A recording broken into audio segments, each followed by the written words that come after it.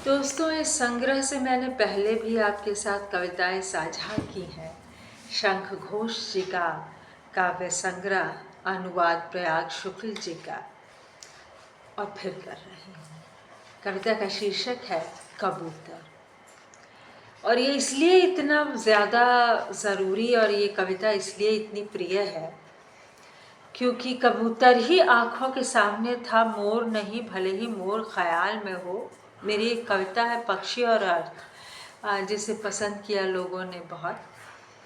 तो गुटर गूं करता हुआ कबूतर ही था जो दिल्ली के हर रोशनदान में, और मेरे एसी पर तो उसके लिए घोंसला बनाने के लिए कागज़ का कूट ही मैंने रख दिया कि जाओ बनाओ। बार बार वनडे देके गिराता था। कविता है कबूतर। उस कबूतर ने पास आ मेरी ही कॉर्निश के दिखाया मुझ निज को। इस तरह देखा था क्या कभी, उसकी कोमलता को जानता। दोपहर को दूर चली जाती स्वर ध्वनि उसकी, पार कर पहाड़ देश काल जानी है। वे सब नहीं है सुख रेखाएं छाती में उसकी श्वेत, कितने ही नख शत देख लिए मैंने आज।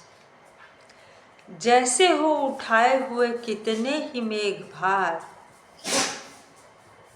छोटी उस छाती में, चाहता चुंबन वहाँ मेघों को फोड़कर, चाहता होना वृष्टि खोलकर डैनों को, चाहता झर जाना अंतिम बार गेरुआ माटी में।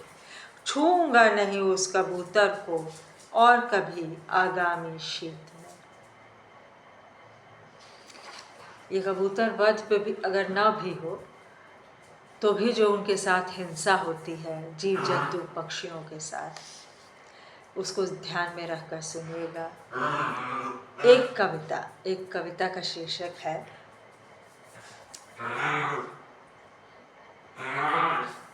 कहकर बताता या लिखकर या करके स्पर्श। कहकर बताता या लिखकर या करके स्पर्श, लगता है भूल हुई मेरे समझाने में।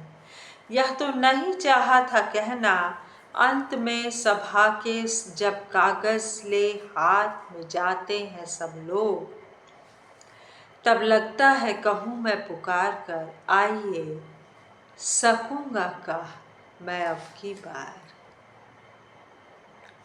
तो मेरी ही कविता लग रही है। कविता का शीर्षक है दोस्तों एक कविता। कहकर बताता या लिखकर या करके स्पर्श, लगता है भूल हुई मेरे समझाने में।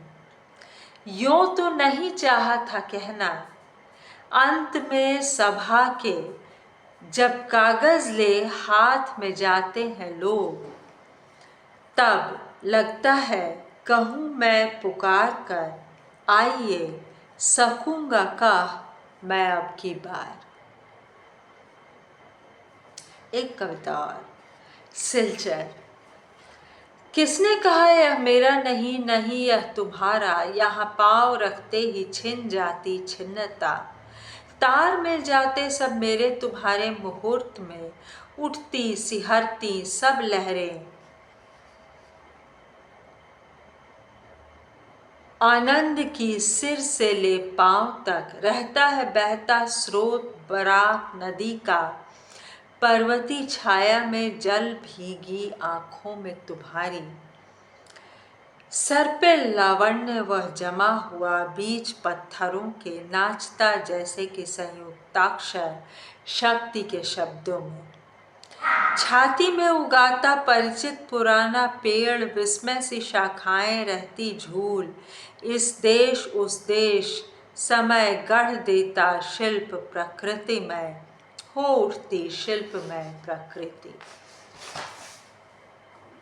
हो उठती शिल्पमय प्रकृति। शंख घोष जी की बेहद खूबसूरत कविताएं मेरे पाठ में सुनने के लिए धन्यवाद। अनुवाद प्रयाग शुक्ल जी।